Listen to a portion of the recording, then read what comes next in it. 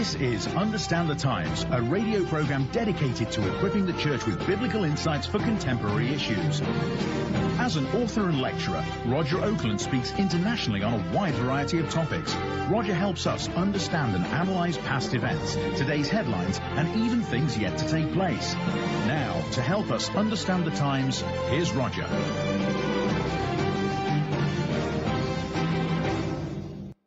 My wife says that I can be a very confrontational person.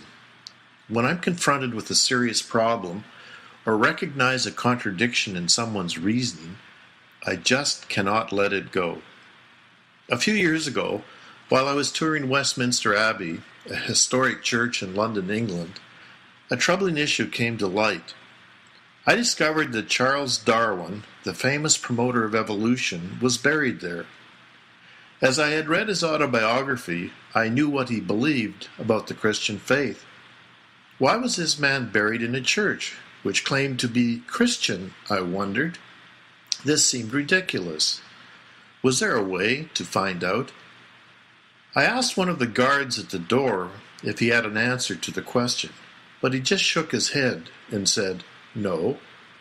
However, he directed me to the Westminster Abbey Library. I rang the buzzer next to a large wooden locked door. A voice over an intercom asked me what I wanted, and then told me I could come in.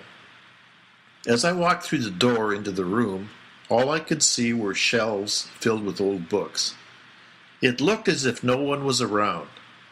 Finally, a man appeared from a second-floor balcony and invited me to come upstairs.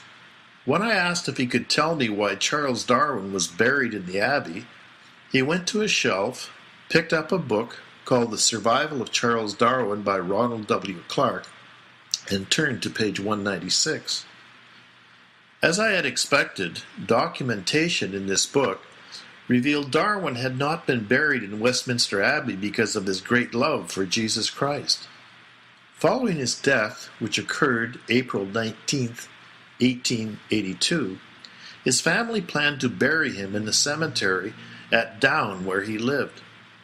But on April 21st, 20 members of Parliament, including Henry Campbell Bannerman, the future Prime Minister of England, wrote the Dean of Westminster, Dr. George Granville Bradley, and stated the following, quote, "We hope you will not think we are taking the liberty if we venture to suggest that it would be acceptable to a very large number of our fellow countrymen of all classes and opinions that our illustrious countryman, Mr. Darwin, should be buried in Westminster Abbey." End of quote. Of course, the burial was a very controversial event.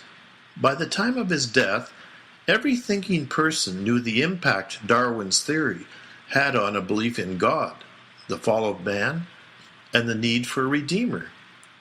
Darwin himself would have never consented to being buried in Westminster Abbey. He had written in his autobiography that believing in Jesus Christ was a damnable doctrine. Although Charles Darwin may have been considered by the political leaders of his day to be an illustrious countryman, by biblical standards, he was certainly no saint.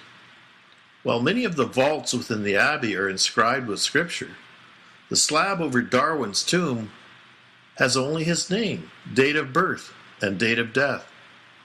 Perhaps it would be appropriate to add additional statement. Here lies Charles Darwin. Billions of people have rejected the Creator because of his contribution to society. His God was evolution.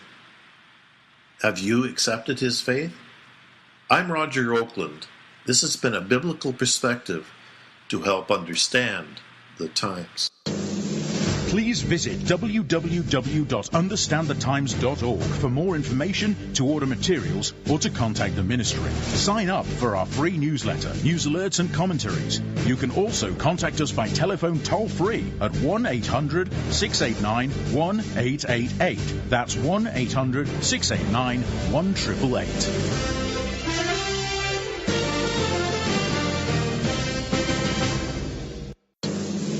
Please visit www.understandthetimes.org for more information, to order materials, or to contact the ministry. Sign up for our free newsletter, news alerts and commentaries. You can also contact us by telephone toll-free at 1-800-689-1888. That's 1-800-689-1888.